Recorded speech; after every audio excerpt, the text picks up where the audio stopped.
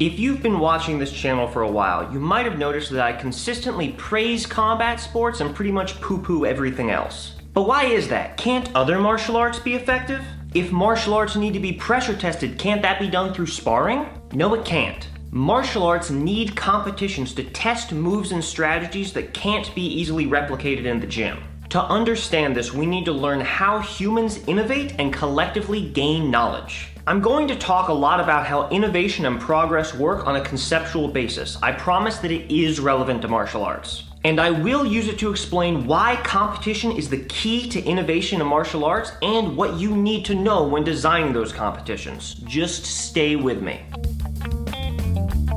Humanity learns and advances primarily through cooperatively using the scientific method. When one person forms a hypothesis, they run an experiment to test that hypothesis. In an elementary school science class, that's where the explanation would end. The hypothesis was either proven or disproven, but that's not the end of the story. A single experiment from a single perspective can be flawed, biased, or just turn out weird. What you need is a multitude of different experiments performed by different people in different settings that all test the same hypothesis. All these data points can then be collated to come up with a sort of consensus on whether this hypothesis is likely to be true or false. Advancements are not made by single individuals, teams, or even disciplines. They're made by a community of people working together. Even Isaac Newton, one of the most important people in the history of science, admitted that he stood on the shoulders of giants. Meaning that he didn't simply pull his ideas out of the ether. He built and improved upon the work of those before him. Einstein wouldn't have discovered relativity without the advancements made by previous generations of scientists. And even he made a very famous error that other scientists had to correct. This is how real science is done, and martial arts work in the same way. People think that a move is good if they can use it in sparring and bad if they can't use it in sparring. But a single data point is not enough to draw a sound conclusion. You and your gym do not have the magic secret to making your art effective. The idea that a dozen people in a single room can put together an effective martial art is hubris. It takes a community of people across various disciplines working together and in teams many years to find the actual solutions to problems. Innovation also requires vision and involvement of people from different backgrounds and varied expertise who collaborate in order to create a new product or process. Sudden, brilliant innovations can happen, but only when those in the past have laid the foundation and when those in the future test that innovation's veracity. Now that we understand that we need to effectively test a martial art, how do we do that well? Ultimately, there are two factors that matter when testing a hypothesis: the number of qualified people we can get to run different experiments and the quality of the experiments themselves. This translates to a need for testing quantity and testing quality, and in martial arts, competition is the main driver of both of these forces. When it comes to quantity, competition is the main thing that publicizes and popularizes strategies and moves. It plays a key role in spreading information to a wide audience. Brazilian Jiu-Jitsu was once a niche grappling art in an era where grappling was barely considered fighting. Almost immediately after UFC 1, it was considered the gold standard in effective martial arts. Dude at Guitar Center said that UFC Ultimate Challenge thing was real, man. I go, it was real? Some Iranian choked everybody out. No way. I go, what about karate dudes? Because I was doing karate. He goes, he beat every style. And of course, he was talking about Royce Gracie, the Brazilian. By that point, I'm like, okay, karate. I gotta go find some of this jiu-jitsu. Without the introduction of MMA, you would likely have never even heard of arts like BJJ, Muay Thai, or Sambo. When something shows promise in competition, people are more likely to practice it. When more people practice it, you get greater testing, greater refinement, and more minds working on the same problem. Teamwork is important because now you have many eyes on the same problem from a different angle. It won't happen without teamwork. And it's not just about the martial arts themselves, it's also about the moves within those martial arts. Look at moves like the mirror lock, the Pettis kick, and the Von Flue choke. None of these moves are named after their creators. Some of them were being taught decades before their namesakes were even born. But Mir, Pettis, and Von Flue were the first people to use these techniques in high-level competition. As far as the martial arts community is concerned, these people might as well have invented the moves because nobody would have seen the moves if it weren't for them. Moments like these lead to greater knowledge and refinement of moves that otherwise might have been forgotten, or at least not as commonly known. This is one of the biggest advantages competition has over sparring. If you invent a technique so perfect that you take out everyone in your gym with it, nobody knows and nobody cares. Are you aware of every new move being used in every gym across the country? Because I'm sure not. But if you use that new technique to win a UFC championship, literally millions of martial artists would be practicing and refining that move within 24 hours. And not only will that move be used, but it'll be improved, modified, chained, and countered in ways that the original creator could have never imagined. Competition is the absolute best method for sharing martial arts knowledge, and this sharing of knowledge is what leads to innovation. When it comes to the quality of pressure testing, it's important to note that competition still has key advantages over sparring. In sparring, you're working with training partners that are helping you to develop. Severe damage is to be avoided at all costs, and any good gym will have a safety-first mentality. This is good and necessary because it allows people to practice on a near daily basis without destroying their bodies. However, competition is very different. In a sports setting, there's pride, reputation, and money on the line. Sometimes millions of dollars. Under these conditions, people are much more willing to absorb damage and dish it out. In Brazilian Jiu-Jitsu, there are plenty of pain-focused moves that can get people to tap out in the gym. I've landed plenty of them. There are ways to compress someone's jaw or squeeze their head that are very painful but are unlikely to break bones or cause serious injury. In the gym, these moves can often lead to a tap because they suck to be in. However, you don't typically see these moves being used successfully in competition because people are much more willing to endure pain and accept minor injuries. We've even seen people keep fighting through broken bones. This willingness to fight through pain and injury in competition allows us to better decipher which moves actually work. My experience in the gym might lead me to believe that a jaw crank is an effective move. But if I rely on it in a life or death fight, my opponent will likely just suffer through it and continue to attack me. And no one is willing to lose out on a championship belt just because you caused them some discomfort. Competition shows us that pain-focused moves only work in the gym and demonstrates how much damage people are really capable of withstanding when put under pressure. I said, man, did you know your arm was broken? And he told me, he goes, yeah, I know. Well, then what was your plan? Why are you trying to continue?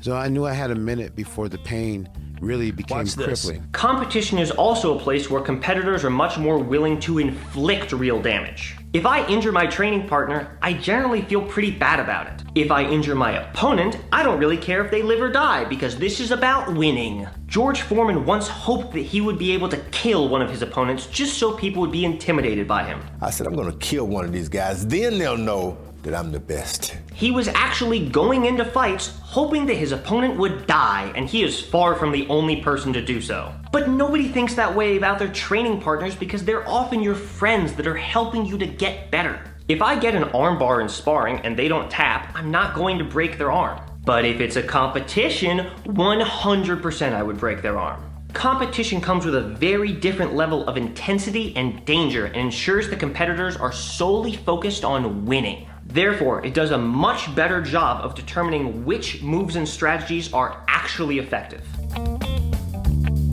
Maybe you think that the martial arts contests out there are insufficient or don't test the kind of information you want to know. An example of this would be how many reality-based self-defense practitioners think that a lack of eye gouges and groin strikes makes MMA useless in self-defense. If you're trying to get close to reality, I would say a lot of those classical arts actually have a little bit more merit as compared to MMA, which is proven in the ring. It has nothing to do with life and death. If that's the case, you may need to come up with your own kind of competition. Now, you can't just whip up any kind of competition and expect your martial art to become effective. There's a specific way to set up a competition to give you the results you want, and that's by carefully tailoring the rule set. When we talk about the rule set, we're not just talking about which moves are legal and illegal. We're talking about what the penalties are, the win conditions, the judging criteria, the point system, and even the physical environment that you're in. Given time, competitors will perfectly optimize what they're doing to fit the rule set. Karate, Muay Thai, and MMA practitioners all have very different stances because each one is optimized to their specific rule set. The issue of rule sets can be best exemplified by, once again, looking at Brazilian Jiu-Jitsu. In BJJ, a submission is an instant win, but you can also win on points if there is no submission. But submissions are hard, and attempting one can risk them countering you and you losing points. What often ended up happening was when a competitor would get up on points, they would make sure that nothing else happened until time ran out. The goal of BJJ was supposed to be to submit your opponent, but competitors created a martial art optimized for getting a good position and then stalling. If you want to ask if the guy's stalling here, he doesn't want to pass the guard, and you're in a competition. And even if you're attacking and the guy's pretending to pass, he wins. It's weird, but it's what it is.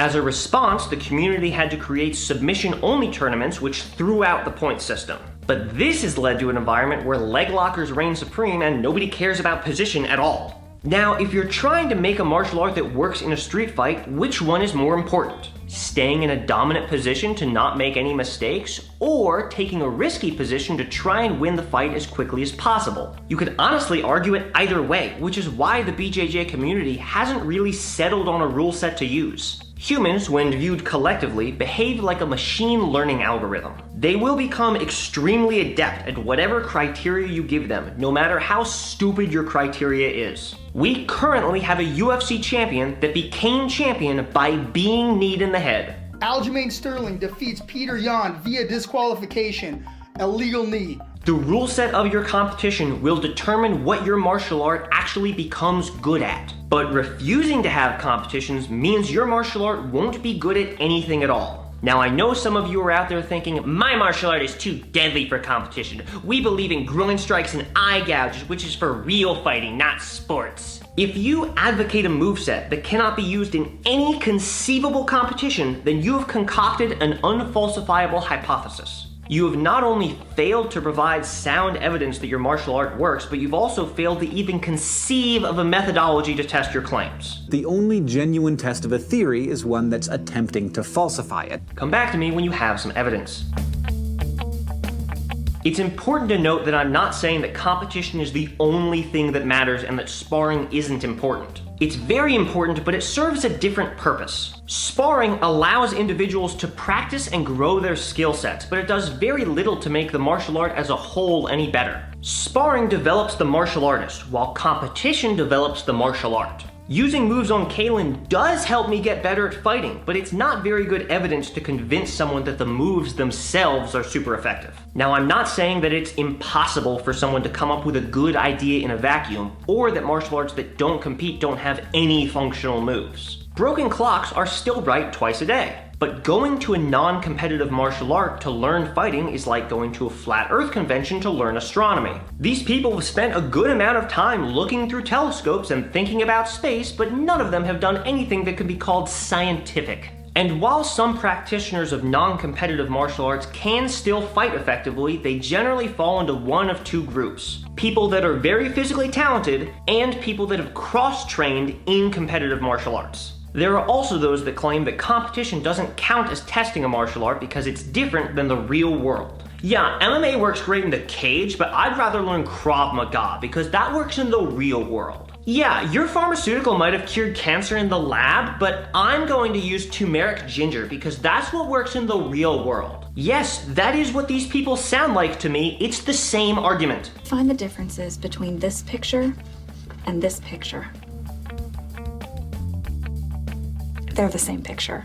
If you're going to dismiss anything that didn't spontaneously happen in the real world, then you have to dismiss nearly all of science. And just because something happened in the real world doesn't mean it'll happen reliably. There are too many variables to account for in a single interaction. I've seen a lot of people argue in my comments that they managed to use something in a real fight, so it must work. I've met grown men bigger than me that are so physically incompetent that I can beat them in a fight by closing my eyes and windmilling my arms. That doesn't mean that windmilling is a good move or that I'm a great fighter. It just means that anecdotes aren't good evidence because they don't account for variables. This is information that was gathered in a non-scientific way, and it is contaminated because of variables that were not controlled for. Dismissing anecdotes should not offend you. Competition accounts for more variables by doing things like instituting weight classes, documenting each fighter's style and abilities, and ranking fighters based on their success. Anecdotes carry almost no weight because they fail to account for variables and are therefore unrepeatable. To sum it all up, competition is the only known reliable way for martial arts to grow and improve. Scientists share and develop their knowledge using research papers and scientific journals. Martial artists use competitions. Scientists use specific methodologies to ensure their testing is safe, thorough, and consistent. Martial artists use rule sets. While these methods might not always give you exactly perfect results, the methodological problems in modern science are beyond the scope of this channel. Rejecting competition in favor of discovery by sparring is like a scientist rejecting all other research and relying solely on their own experiments and theories to ascertain the truth. This is actually known as the Zetetic method, and it's literally why flat earth theorists exist. Any scientist or martial artist that thinks this way is probably very bad at their job. Eddie Bravo is a weird exception. Look into it. Martial arts is finally undergoing its own enlightenment, in which people are slowly starting to realize the importance of evidence and reliable testing. We're a few hundred years late to the party, but I'll take what I can get.